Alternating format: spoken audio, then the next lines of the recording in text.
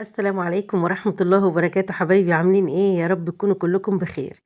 هنسمي الله ونصلي على رسولنا الكريم، اللهم صل وسلم وبارك عليك يا حبيبي يا رسول الله. يلا بينا نبدأ. عندنا ايه يا بنات؟ النهاردة عندنا شوية بسكوت والله تحفة، ومقاديرهم بسيطة خالص ومن البيت.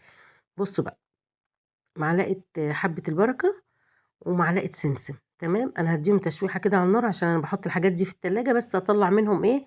الرطوبة. خلاص كده وركناهم على جنب.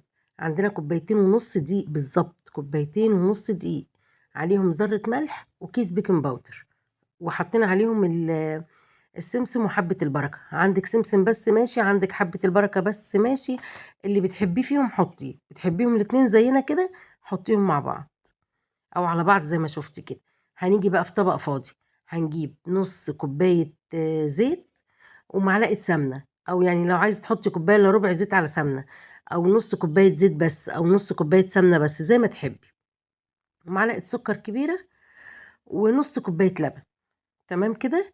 وبعد كده يا بنات هنقلب بقى السكر مع السمنة والزيت واللبن.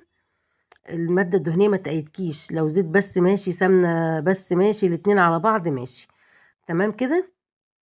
وبعد كده يا بنات ايه، هتقلبي بقى المادة الدهنية دي على اللبن على السكر على كله، وتنزلي بيه على الدقيق. الدقيق ده عليه ايه؟ الدقيق عليه كوبايتين ونص دقيق، عليهم كيس بيكنج باودر، وعليهم ذرة ملح، ونزلنا بالخليط اللي انتوا شفتوه ده. مفيش حاجة صعبة اهو. وبعد كده يا بنات ايه، هتقلبي بقى الدقيق مع المواد اللي انت حطيتيها دي، وهتشوفي الدقيق بتاعك ناقصه ايه، عايز شوية لبن صغيرين هتحطي زي ما هتشوفي دلوقتي انا هعمل.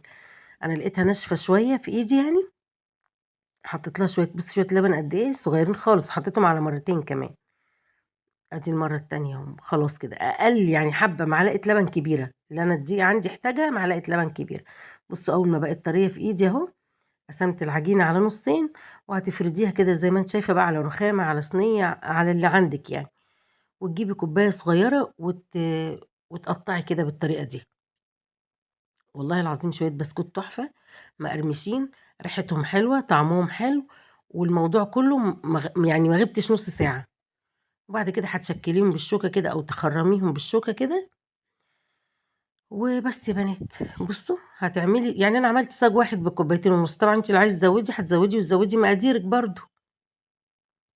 بس شوية بسكوت حلوين، جربيهم مش هتندمي. بصي بنفرد بقية العجينة، العجينة قسمتها على نصين زي ما قلت لكم، ادي النص الاولاني وادي النص التاني.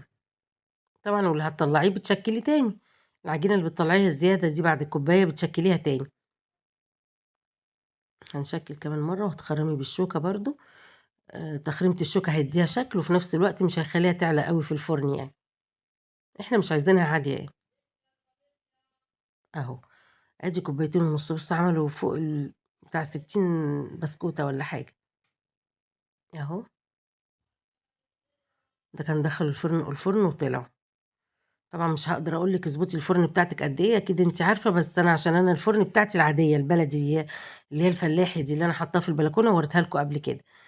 ادي كده كان البسكوت معانا خلاص، طعمه تحفه ومقرمش من جوه ومن بره والله، وريحته جميله. جربي، هيعجبك قوي. ودي حاجه ولادك يفطروا بيها او يتعشوا بيها، طبعا لو عايزه تزيدي الكميه زيديها. هرصهم كده زي ما انتم شايفين.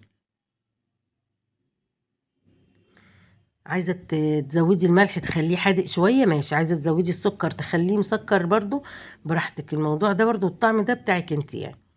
او يا رب يكون الفيديو عجبكم يا بنات، ما تنسونيش في اللايك والاشتراك، في رعاية الله وامنه، والسلام عليكم ورحمة الله.